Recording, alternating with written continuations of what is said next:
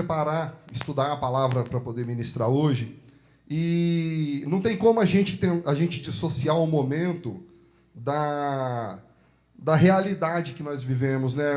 A palavra ela tem que vir de encontro ao nosso coração, ela tem que vir de encontro àquilo que nós estamos vivendo, o momento em que a nossa vida ela está passando. E hoje nós vivemos uma época, não só uma época em relação do fruto da história, que nós batemos muito nesse ministério, acerca da realidade histórica em que a Igreja de Cristo ela se encontra. Nós conversamos muito aqui nesse ministério acerca das coisas, como ela tem acontecido, a compreensão da vida em Deus, como que a vida em Deus ela tem sido incompreendida. E quando eu fui preparar o estudo, eu separei algo que me tocou muito no coração. O tema todos receberam, é o caminho do Evangelho, uma busca do conhecimento de Deus. E esse tema ele fala que existe um caminho a ser trilhado, existe um caminho que nós devemos seguir, nós devemos pegar as nossas cargas, nós devemos pegar a nossa vida e colocar diante dele e trilhar. E nós sabemos que em todos os caminhos das nossas vidas, tudo aquilo que nós escolhemos, tudo aquilo que nós decidimos por fazer, nós sabemos que nós temos um preço a pagar, nós temos algo a fazer.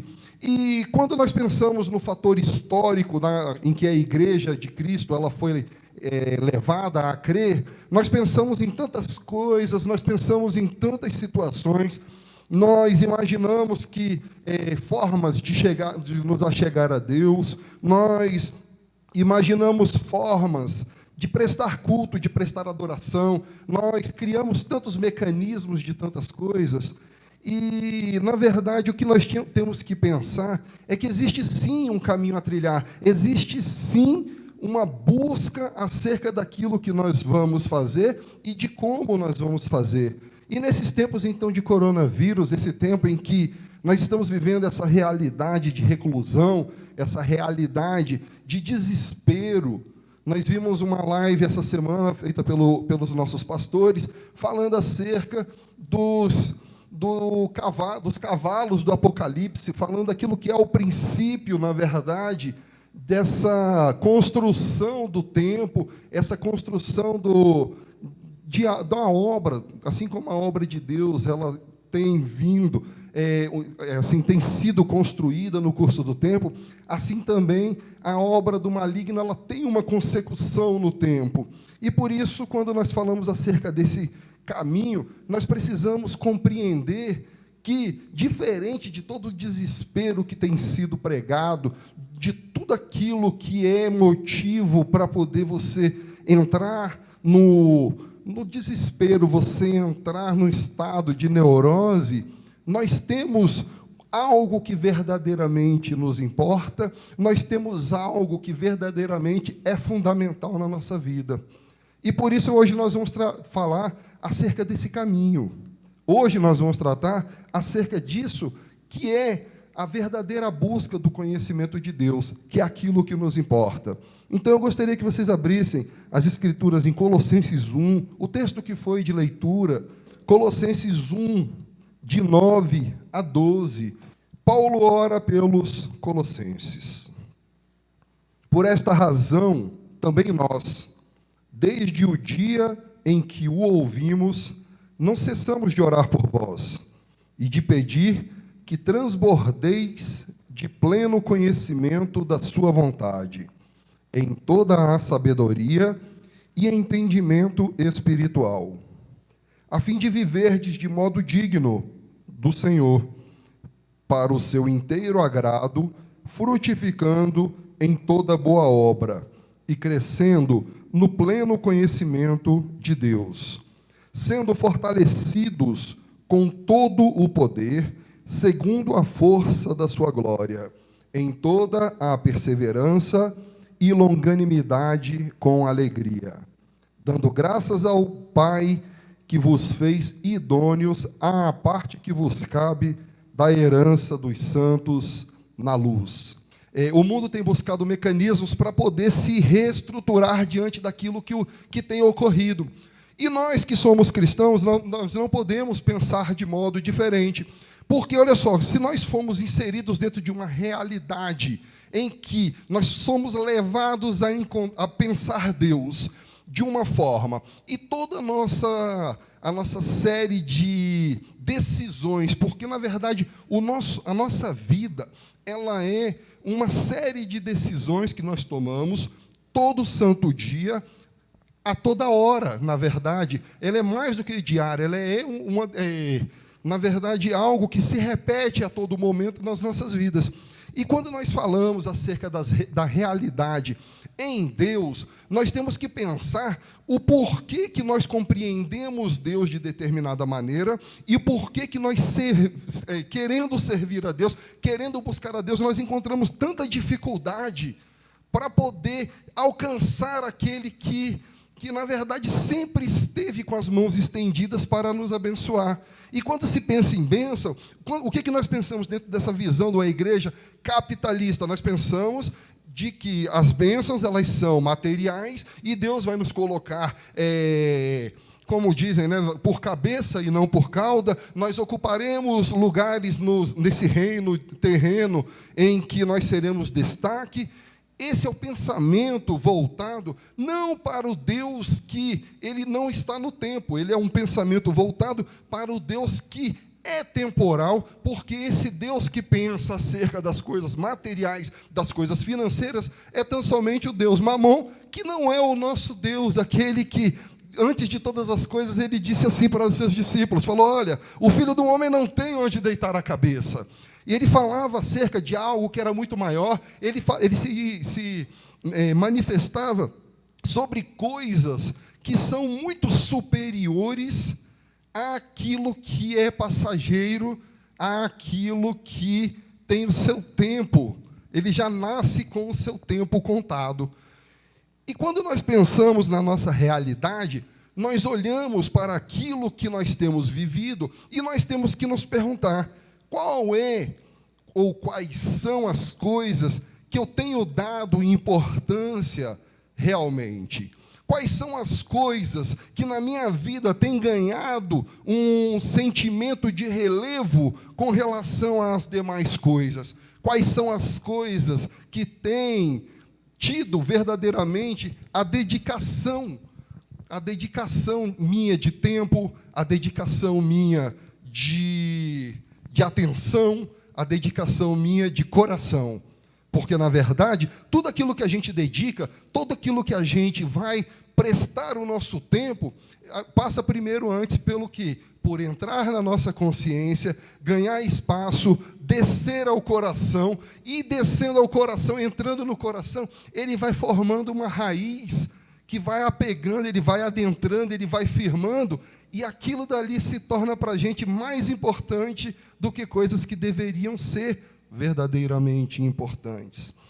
E quando nós lemos esse texto, eu escolhi esse texto de Colossenses 1, não foi sem razão.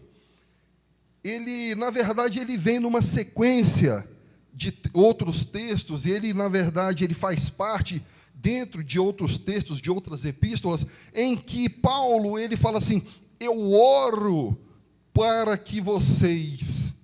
Toda oração de Paulo, porque quando a gente pensa acerca da nossa realidade, eu vou voltar com essa frase, quando a gente pensa acerca da nossa realidade, guardem essa frase, porque pensar acerca da nossa realidade é pensar acerca daquilo que nos tem importância.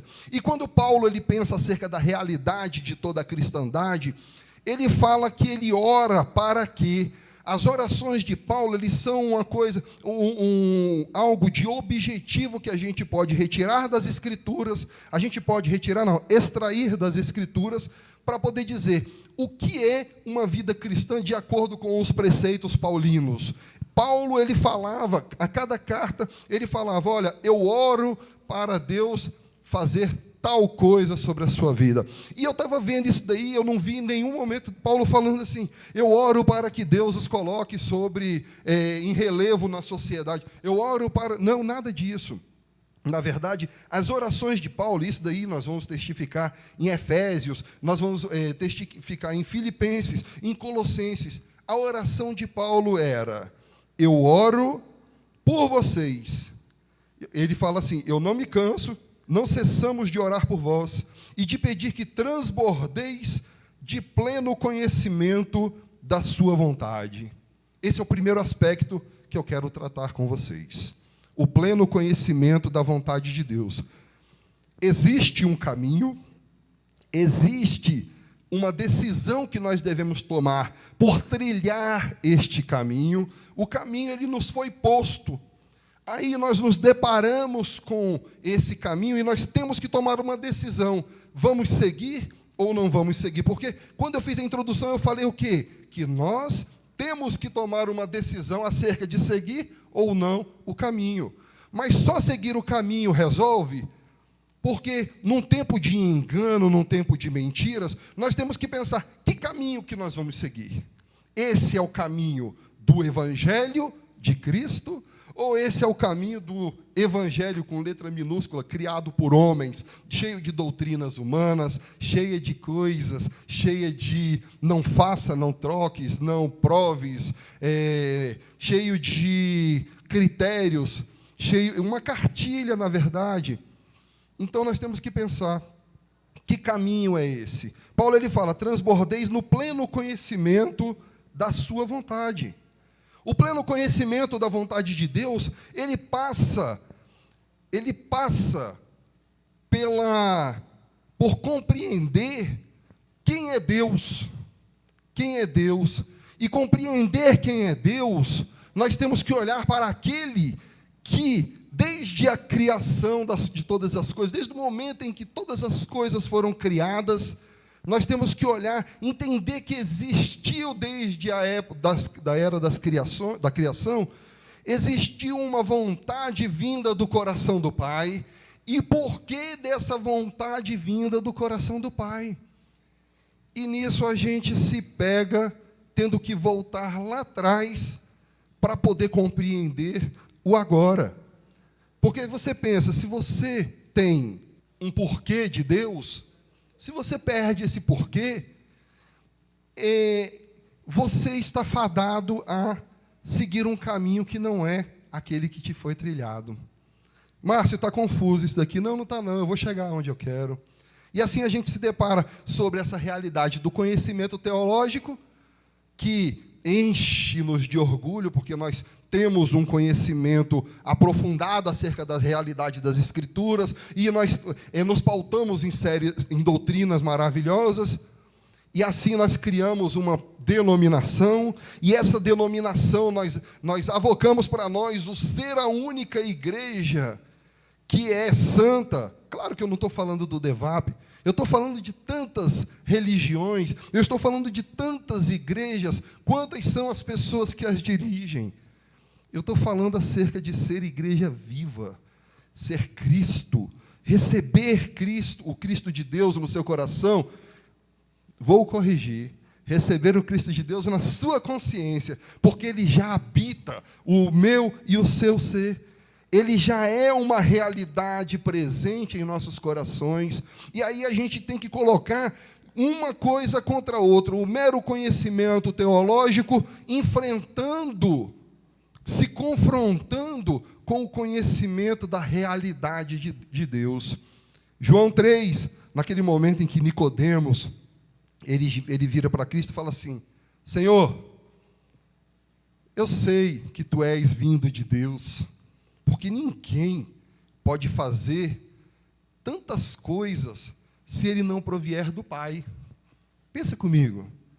O que Nicodemos falou era mentira? Nicodemos falou uma grande verdade. Ele reconhecia que o Cristo de Deus provinha de Deus. Ele viu os sinais, ele reconheceu.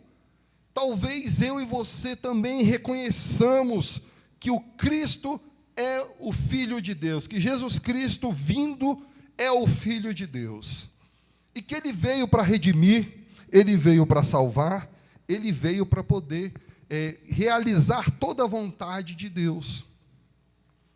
Mas a resposta que Jesus dá para ele, e é nesse ponto que nós vamos falar agora sobre entrar sobre o caminho do Evangelho, Jesus vira para ele e fala assim: olha, Nicodemos, vamos ler João 3,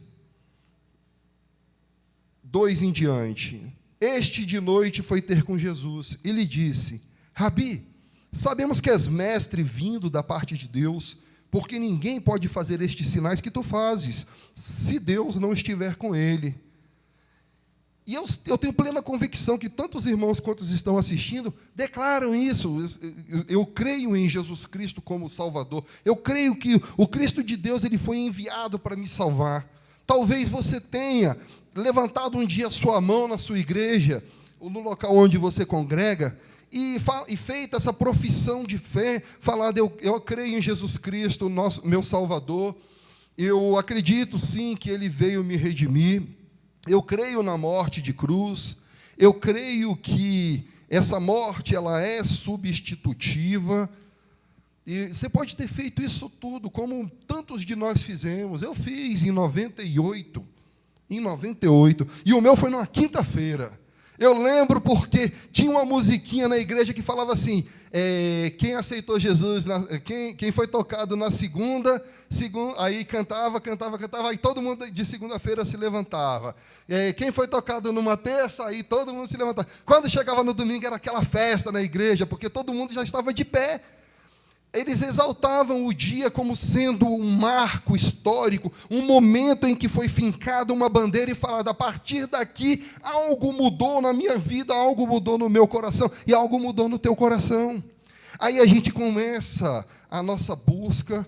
Eu não estou dizendo que não há sinceridade, claro que há sinceridade, e essa sinceridade ela é necessária, mas eu quero tratar sobre os caminhos.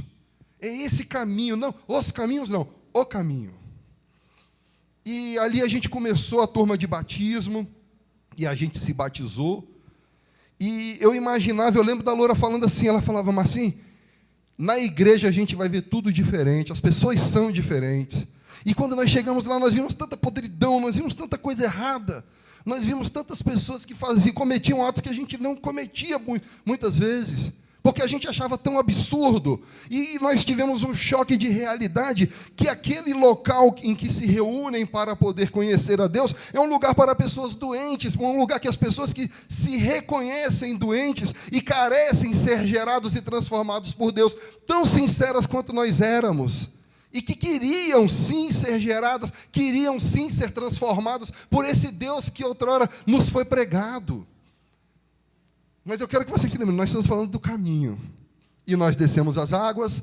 Quando eu desci as águas, eu que era um tosco, eu que era um cara sempre muito, sabe Pedro? Aquele arredio, aquele com as palavras, sabe aquele que pega a espada e arranca a orelha. E eu falava assim: eu vou ser transformado. Aí quando eu subi, eu fui mergulhado.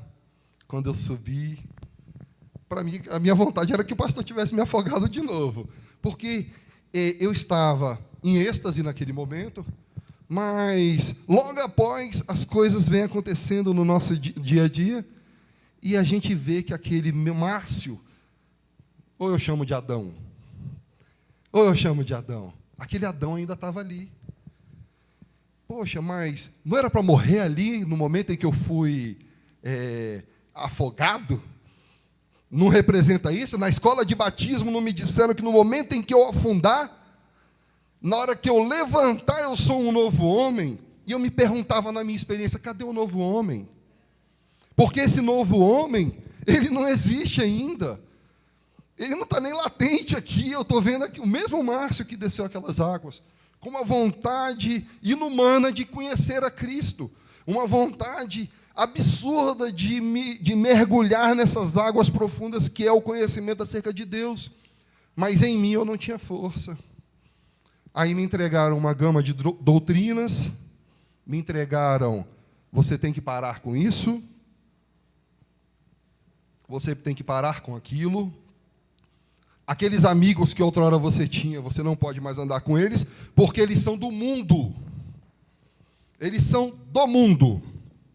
como se alguém tivesse nascido fora do mundo. E as músicas que você ouve, não ouçam mais, porque agora eu quero que vocês trabalhem com os jovens da igreja. Então vocês precisam mudar rápido. Eu lembro bem disso. Vocês precisam mudar rápido, porque o povo de Deus tem sede e vocês são instrumentos para isso. Vamos mudar. e começamos. Mas no curso do tempo, tantas brigas se faziam presentes no meu casamento. Não estou pregando o Márcio, não. Eu estou falando da realidade. Eu estou falando da realidade, porque não importa, na verdade, aquilo que individualmente nós vivemos, se ela não tiver uma finalidade de falar de algo maior. Mas as brigas continuavam, a grosseria continuava, a aliança continuava a voar. Era algo assim que eu não conseguia compreender, eu queria. Até o momento que eu me deparo, um dia, que o Senhor fala: é necessário nascer de novo. Mas eu já desci as águas. Não, você não está entendendo, Nicodemos. Você não está compreendendo. Isso daí é a sua mera compreensão intelectual de que você me reconhece como vindo de Deus. O que você compreende intelectualmente não serve para mim. O que você compreende com mero intelecto não tem função de gerar vida. É necessário nascer de novo. Senhor, mas como? Como que eu vou voltar para o ventre da minha mãe sendo eu grande? Aí Jesus vira para ele e fala assim: olha, Nicodemos, você não entende das coisas espirituais. Você não entende de nada. Como eu posso dizer para você coisas profundas e espirituais se você nem aceita aquilo que está sendo dito para você? Ou seja, Márcio, Nicodemos, Nilva, Alexandre, cada um de nós, cada um irmão que acompanha, o mero conhecimento intelectual, ele não gera vida. O mero conhecimento intelectual, ele mais nos afasta de Deus do que ele nos aproxima. E quando nós falamos dessa busca do conhecimento de Deus, nós temos que entender qual é o projeto do Pai para poder dar murros no ar. Lembra quando a gente é criança, que a gente bota uma venda nos nossos olhos e roda, e roda, e roda, e roda. Agora você vai estourar o balão com um pedaço de madeira. Aí fica todo mundo rindo do trouxa, que está dando murros ao vento. Todo mundo cego, ele está cego. E eu imagino que tantas coisas são feitas para Deus, em nome de Deus, e que Deus está ali à distância, falando: gente, eu não estou nem nisso, por que usam o meu nome? Eu não sei, nem reconheço essas coisas. Imaginem que, quando Paulo, ele lá em Atos 17, ele fala assim, que fomos todos nós gerados de um só, e que isso daqui, ele fala, e tem um momento que ele fala assim, que estão buscando a Deus, que nós somos assim, para buscar a Deus, e tateando como se pudesse encontrar à distância. Aí ele fala assim: se bem que não está longe de vós. E em Colossenses ele diz, ele complementa isso daí do modo perfeito: fomos feitos nele. Nós fomos criados nele, porque nele nós andamos, porque nele nós nos movemos, porque nele nós existimos, porque é nele que nós respiramos, porque dele nós somos dependentes total e integralmente, porque se tirarmos esse ele, nós sequer existimos. E nisso, como eu falei para vocês, nós íamos voltar lá atrás, quando Deus criou todas as coisas. Imaginem, tentem colocar na mente de vocês, tentem enxergar, quando Deus ele começou a sua obra de criação. O tempo não existia. O tempo ele é um interstício entre a eternidade passada e a eternidade futura. A eternidade ela é incontável. Eu lembro quando eu comecei a tratar acerca dessa questão do tempo, eu fazia um retrospecto, uma linha temporal, que eu falava assim, imagina agora você, 1000 anos atrás, não, 10 anos atrás, 20, 50, 100, 200, só para a gente poder compreender o que é o tempo. 1000 anos, 3000 anos, e vai voltando.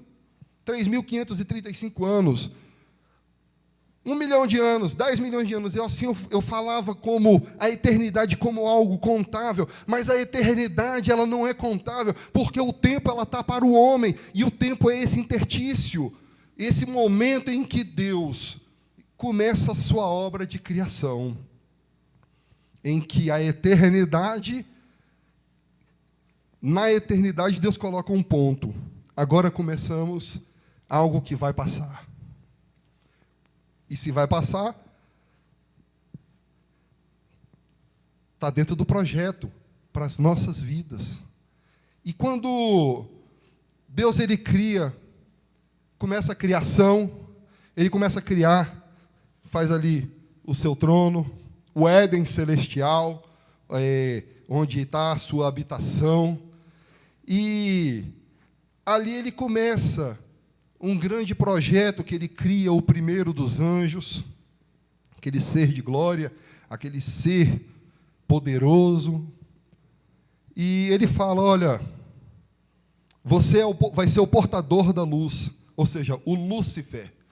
Lúcifer quer dizer portador da luz, aquele que porta a luz. E você vai dominar sobre tudo aquilo que eu vier a criar. Você vai ser um canal que vai passar por onde vai passar a minha vontade, e você vai levar esse alimento para toda a criação. E ali ele se encanta com tudo aquilo que Deus fala, e eu li um texto falando algo tão maravilhoso, que ele fala assim, que naquele momento, Lúcifer se ajoelhou e entoou o primeiro momento de adoração ao Pai, reconhecendo a sua glória. E eu imagino que naquele momento, ele compreendeu a grandiosidade de Deus, porque ele viu toda a criação, todas as coisas sendo feitas, todos os anjos, todos os demais seres racionais, o universo, o multiverso, seja como queira chamar. E ali ele viu o poder e a glória, e falou, eu te servirei eternamente.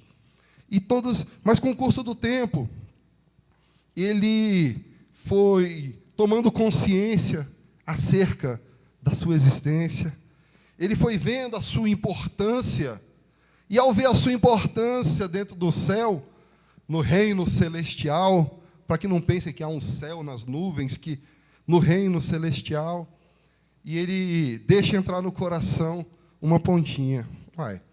Por que toda a glória vai só para ele? Estranho.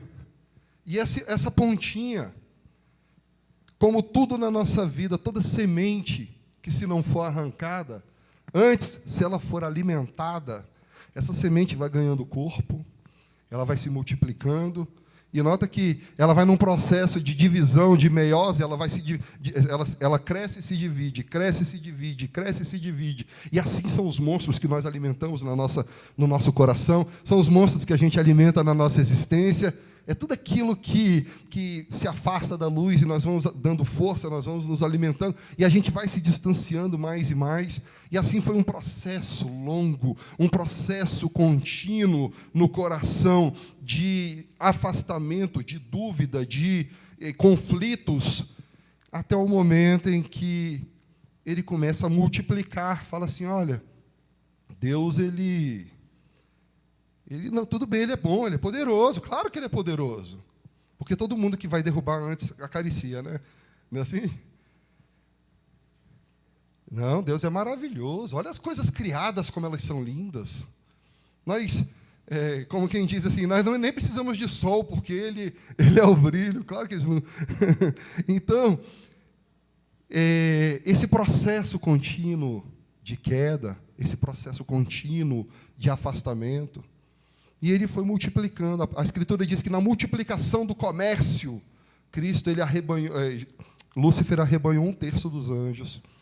E isso foi um processo, Isso não foi numa data estanque, como quem bota uma bandeira, assim como não foi o dia que eu desci as águas, uma data estanque, mas isso foi um processo. A queda sendo um processo, ela pressupõe que a redenção também ela é um processo, porque uma coisa está intimamente ligada à outra. E naquele momento em que ele se opõe a Deus, ele chega ao ápice da queda, da sua manifestação de oposição a Deus, ele arrebanhando 1/3 dos anjos, ele reivindica para ele o trono. Ele fala: porém o meu trono na mesma altura. Ou seja, como quem diz, eu sou um igual a ti, eu não preciso de você, eu posso viver sem você. E Deus, isso, nós estamos falando da queda de Lúcifer. E Deus, assim como foi nos mostrado por Cristo, não se justifica. Deus, ele não contende. Deus, ele não paga mal com o mal. Deus, ele não paga o ódio pelo ódio, não. Antes, com amor, ele continua a sua obra de criação. E aquela argumentação de que Deus ele seria um déspota, que ele seria um ser voltado a toda adoração a si, ególatra, ele começa a criação na terra. E ele fala: eu vou mostrar que eu não estou apegado a esse poder, eu vou mostrar que eu não estou apegado a esse trono. E ali ele dá início à obra dele com os homens. E a Escritura nos diz que o homem foi criado para dominar. Aí, imaginem, Lúcifer avocando para si aquele trono, e Deus cria o homem do pó da terra e fala: domina sobre todas as coisas. E Lúcifer fala: não, mas o trono é meu. Como que isso pode acontecer? O trono é meu. Eu que me levantei contra, eu quero instaurar o meu trono. Aí Deus cria o homem para dominar. E a Escritura diz que o homem que dominou, Salmo 2, que não é Adão, que não sou eu, que não é você, é aquele que foi escolhido antes que todas as coisas existissem.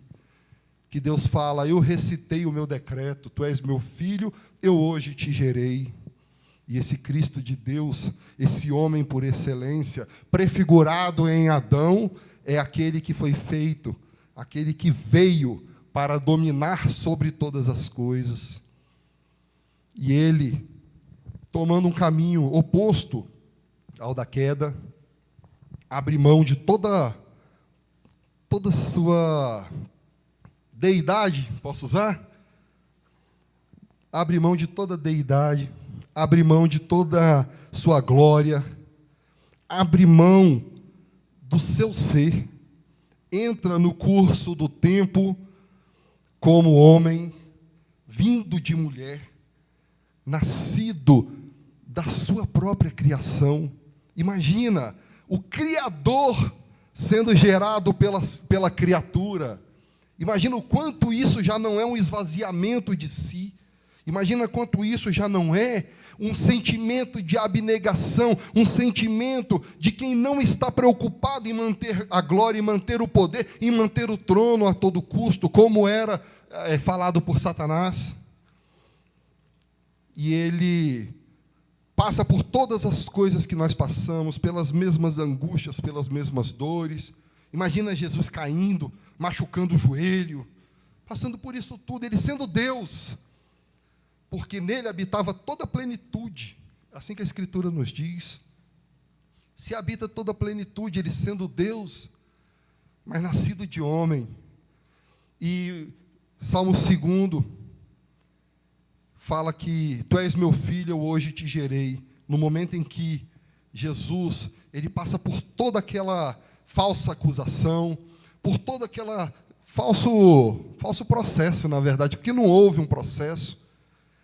Ele morre na cruz do Calvário, ele chega ao ponto máximo, ao ponto culminante de abnegação do ser, que é a própria vida. E nesse momento, quando ele ressuscita, é algo que a Escritura fala: tu és meu filho, eu hoje te gerei. Por causa da morte, ele alcançou para nós a vida. Por causa da humilhação, o nome dele está acima de todo nome. E por isso todas as coisas se dobram. Como era já prefigurado em Adão, em Gênesis 3, domina sobre todas as coisas. E esse Cristo de Deus, ele faz esse caminho dizendo agora para nós: porque eu sou o caminho, eu sou a verdade e eu sou a vida. E quando nós olharmos para a Escritura e nós olharmos para a realidade da religião, a realidade que nós somos inseridos, nós temos que olhar, falar assim: o que é ser esse caminho? Esse caminho é deixar de ir para determinado lugar, esse caminho é deixar de fazer determinadas coisas, esse caminho é dar o dízimo, esse caminho é o quê? E Cristo fala, Paulo ele diz: tende em vós o mesmo Espírito que há em Cristo Jesus. Ter o mesmo Espírito que há em Cristo Jesus é ter esse espírito de abnegação, é de coisas superiores às coisas materiais, como eu falei quando eu comecei a tratar acerca desse ponto. Porque quando Cristo fala, eu sou o caminho, ele diz que você tem que andar por uma vereda, e essa vereda ela deve fazer diferença no meu e no teu coração. Por quê? Porque nós não estamos com os olhos voltados para aquilo que passa, por aquilo que é vão, por aquilo que é vaidade. E não entendam vaidade como sendo o batom, como sendo o brinco, como sendo roupa. Não, vaidade é aquilo que é vão, aquilo que passa, aquilo que debaixo do sol, ele tem o seu tempo contável. Ou seja, ele vai se acabar. Isso é vaidade. Ou seja, todas as coisas que nos rodeiam são vaidade, vaidade por vaidade, tudo é vaidade. E por que fala que tudo é vaidade? Porque é vão, e nós devemos ter os nossos olhos, porque Cristo morreu na cruz, mas antes de Cristo morrer na cruz, Deus teve uma vontade na eternidade, e essa vontade na eternidade, ela não pode ser uma mera vontade de você ter um carro, de você ter uma casa, de você ter dinheiro, de você ser chefe de repartição, você ser líder de alguma coisa. Não, eu sou líder sobre 12, eu sou líder da igreja, a minha igreja ela tem tantas. Não, para com isso. Para de bobagem. Isso tudo é bobagem que o engano colocou como sendo a nossa meta, porque agora que nós sabemos que existe um projeto, e esse projeto de Deus é que Cristo domine, mas o Cristo que há de dominar não é o Jesus histórico nascido e morrido 2000 anos atrás. O Cristo de Deus que Efésios diz que ele morreu antes que todas as coisas fossem criadas. Ele já havia morrido naquela cruz. Não na cruz em Roma. Não. Ele já havia morrido. Isso daí é a manifestação histórica meramente. É o que é compreendido pelos homens.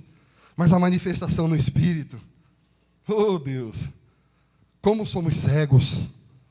Como há cegueira em nós. Porque essa manifestação em nós, operante, reinante, vigente nos nossos seres, hoje ela deve ser uma realidade. E a gente está esperando uma geração da vida de Deus de modo escatológico. Não, porque quando Jesus vier nas nuvens, que todo olho vai ver, para de bobagem. Para. Está na hora da gente ir para coisas que são mais profundas. Jesus ele falou assim: eu queria tanto vos ensinar coisas mais profundas, mas vocês ainda estão presos nos rudimentos.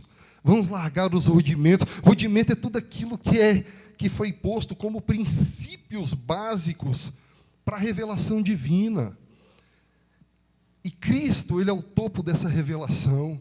E quando nós olhamos para Cristo, sendo o nosso caminho, nós devemos entender que nós, uma vez gerados, uma vez transformados, uma vez que o nosso coração, ele abre mão do seu próprio ser e fala: Deus, eu preciso que o Senhor habite, eu preciso que o Senhor seja, eu preciso que não haja eu, mas que haja o Senhor em mim.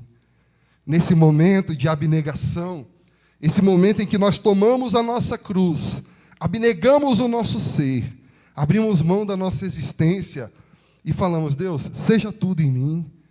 Isso daí não se trata sobre fazer ou não fazer, isso se trata sobre ser.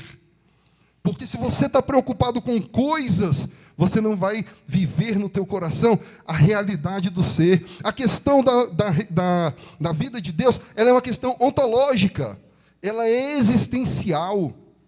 E pensa que, quando Deus estava lá em Gênesis 3, falando que ele, toda tarde, ele buscava ali, ele ia visitar Adão para poder ter com ele, ele falava sobre algo que é relacional, porque a realidade em Deus, ela é relacional. Como eu disse para Nicodemos, Nicodemos, não basta entender, tem que nascer de novo. E nascer de novo, meus irmãos, é entender que esse Cristo, que foi feito para poder reinar, esse Jesus Cristo, ele é o cabeça. Mas esse cabeça, ele tem um corpo. E esse corpo, ele é constituído por tantos irmãos na história, que na história creram. Tantos irmãos que guardaram a fé. Tantos irmãos, independente do local, da era em que nasceram, eles guardaram a fé. Esse é o Cristo coletivo de Deus, aquele que há de dominar, aquele que há de reinar sobre as nações. E esse Cristo, meus irmãos, é o que Deus diz que houve um chamamento especial, um amor eletivo, que a gente vê em Efésios 1, as 3 bênçãos: a bênção do Pai, a bênção do Filho e a bênção do Espírito. A bênção do Pai que fala sobre essa eleição. Nós fomos eleitos nós somos chamados para essa redenção.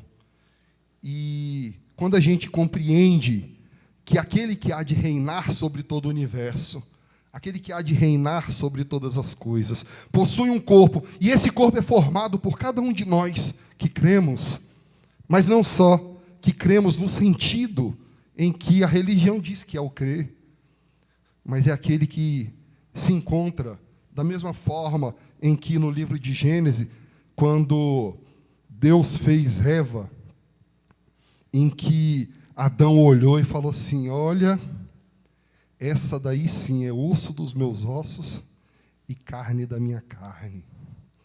Ou seja, ela é idêntica a mim. Ela foi gerada de mim.